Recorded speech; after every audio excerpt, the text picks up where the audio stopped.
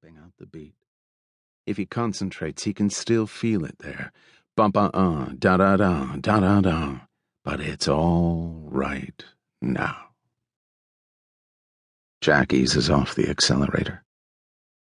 We need to talk, he says, about the future. Jack Nash has 3 rules. He came up with them when he started in TV news, before he got into the mystery business. He'd read a bunch of autobiographies and found that every successful person had some sort of code. The first was that there was a rub in every deal, a snag or a drawback. There was always a catch.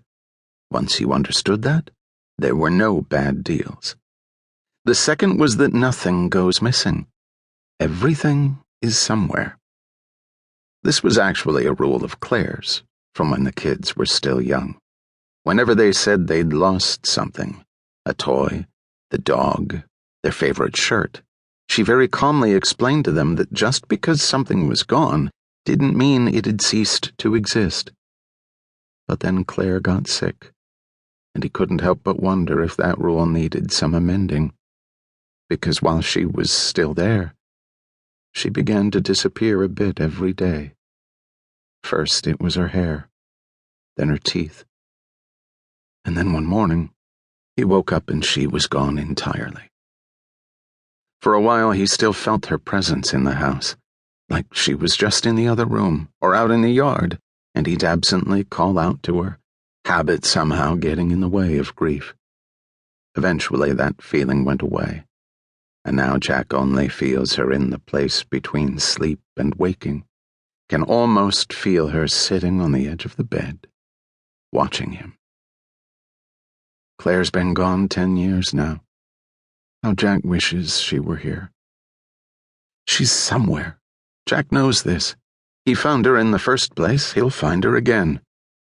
He thinks maybe he's closer to her now than ever, particularly with how every day he feels a little shorter of breath, how there are days when he can't feel his fingertips. His doctor told him it was a blood flow problem.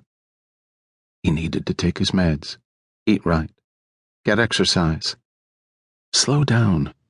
He got a second opinion, a third. They all told him the same thing. Can't feel your fingertips? Take a nitro. The nitro doesn't work, call 911. Can't get to a phone? Get right with your soul. He was trying, by practicing his third rule. Honor the people who love you. Jack realized early on that rules 1 and 3 didn't quite work together. Sometimes the rub is that the people who love you wouldn't recognize your logic, not when it comes to matters of business.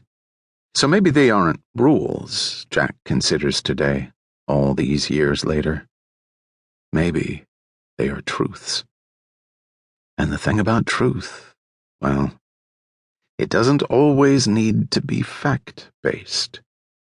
Indeed, when Jack picked his son up in Las Vegas, where Skip had been signing autographs at a convention, and where he'd been living, for tax purposes, Skip told him, and when Hazel flew in from some anthropology conference, Jack wasn't even sure if he could go through with his plan to lay it all out. It was an anniversary trip, he'd told them, for Claire, which got both of the kids to grudgingly agree to check out of their own lives for a week. But the fact was, he wanted to put a bow on another part of their lives, too. I'm done, Jack says. I'm ending the TV show. What? Why? Skip asks. Time to live like a normal person. Isn't it a little late for that? Hazel says. Probably, Jack thinks. Maybe I have 15 years left, he says. I'd like to enjoy them. Don't say that, Skip says. Soon as you put a number on things, you start counting toward it. That's bad juju. Now Jack was the one rolling his eyes. Skip. A childhood nickname that stuck. No man should enter his 5th decade still saddled with a nickname, Jack thinks, unless it's something like Alexander the Great. Except even Alexander the Great was dead at 32. Skip's real name was Nicholas, but it was Jack's own father who'd crowned